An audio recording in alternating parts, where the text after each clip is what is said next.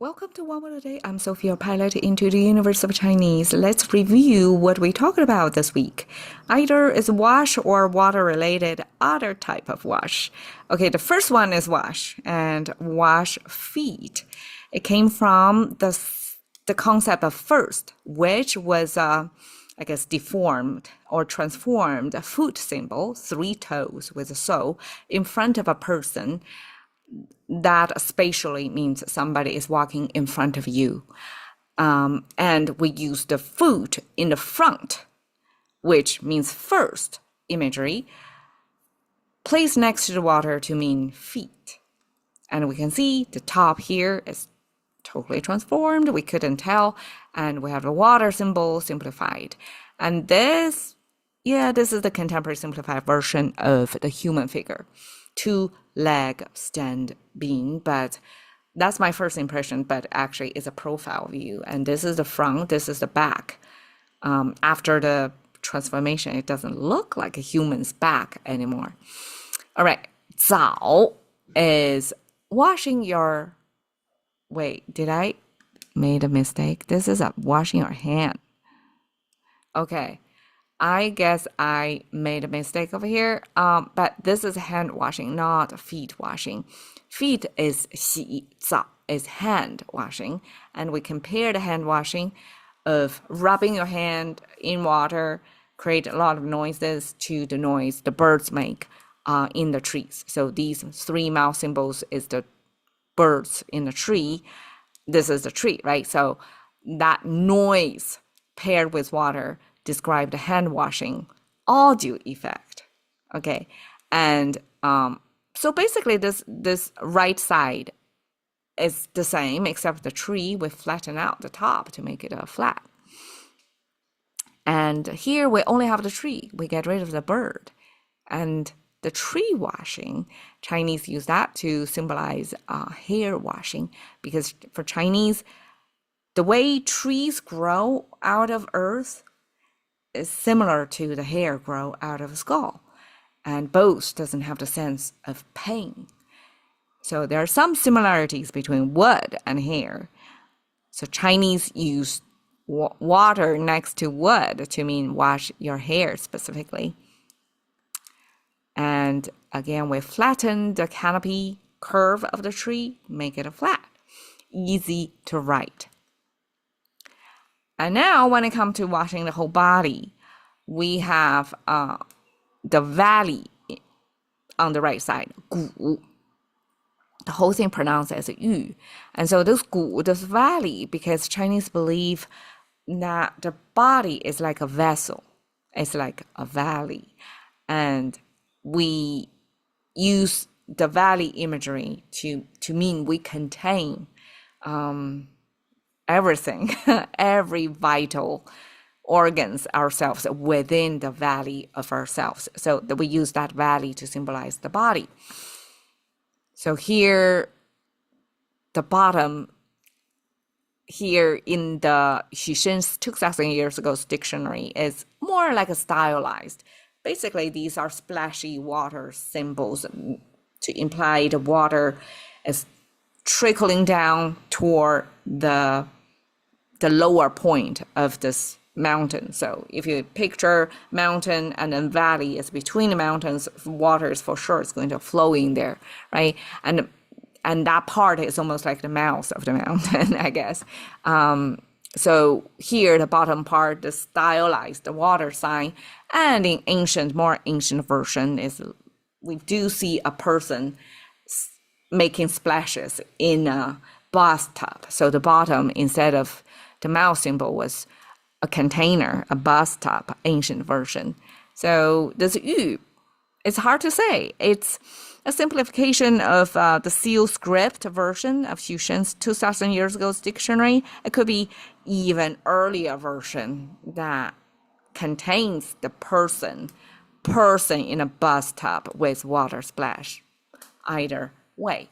Okay, this 灼 means rings, and it's not any human body parts anymore. It's more likely to be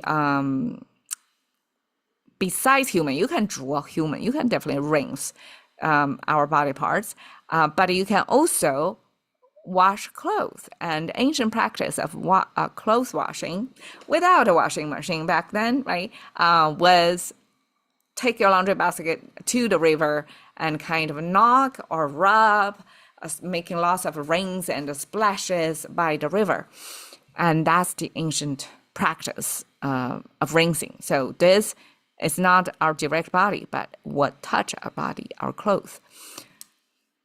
So 竹 came, the right side is this fluffy little bird with wings spread out to visualize the water splashed by the fluttering wings of this bird on water.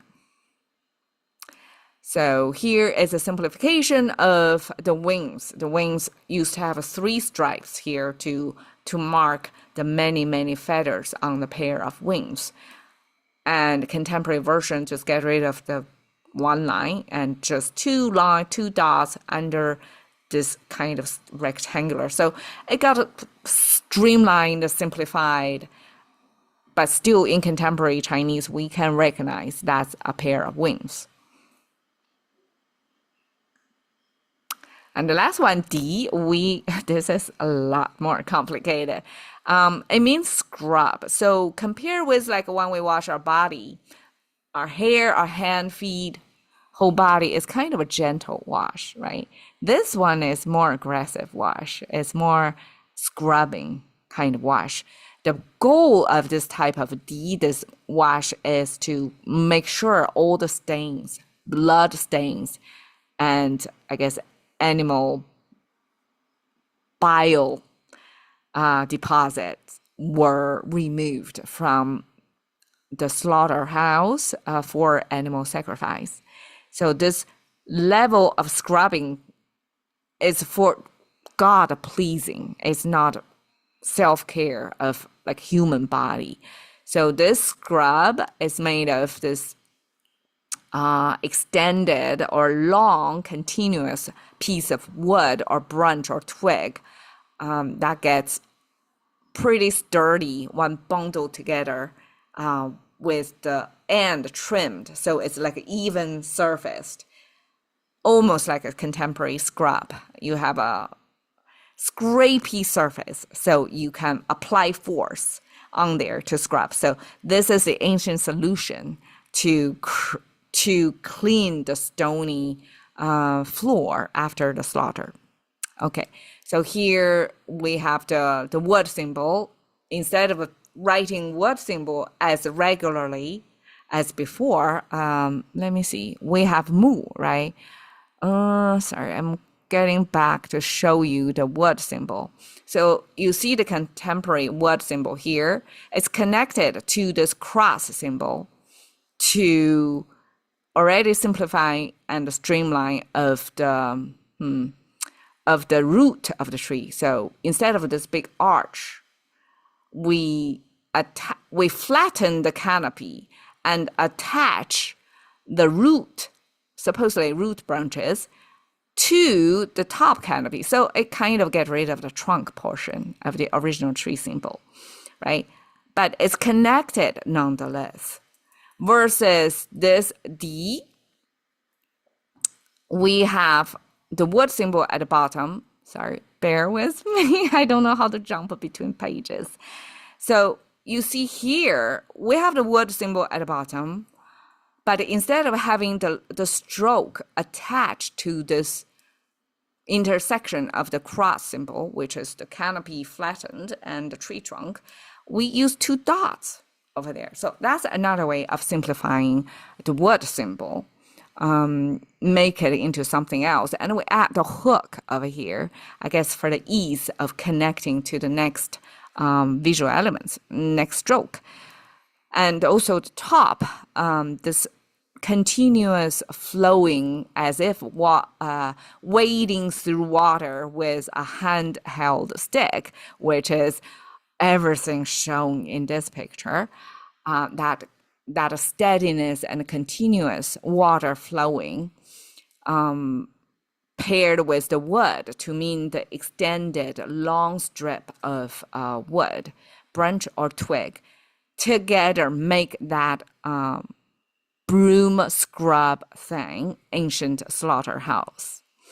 So we have 洗澡沐浴. Today in contemporary use we use 洗澡 simply means to take a shower, and 沐浴 is a more literal, more, I guess, aesthetically higher brow expression of taking a shower. But the 沐浴 could also taking a bath. So 洗澡沐浴 often pair together, even if they started with washing different body parts and the whole body. Versus 濯 is more like a rinse, washing clothes, and 涤 scrubbing off blood. All these are related to washing.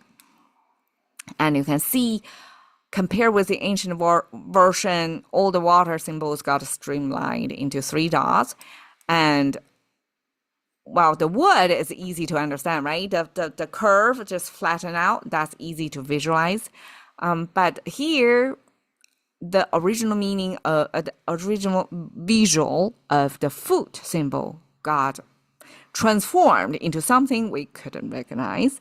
And the person taking a bath or the water trickling down into the mouth of the mountain, like the valley, again here got transformed, and we skip the extra third stroke to depict the texture of feathers on the wings. So it's simplification, right? And here is even more visual elements taken out and transform the word spelling to make it, I guess, easier to write, easier to recognize. But we lost a lot of details in storytelling visually through this logographical language. So here is it's not that hard to find, but I would say this washing clothes by the river was still practiced in part of China. And we had this 涤, no, not 涤, 濯, specifically for that. And the 涤 here, like a scrubbing, yes, in river, washing by the riverside, probably scrubbing also involved. But this is a past lifestyle that got ended once washing machine was introduced. So here we go. 洗澡沐浴濯 from wash to scrub. Thank you for your time. See you another week.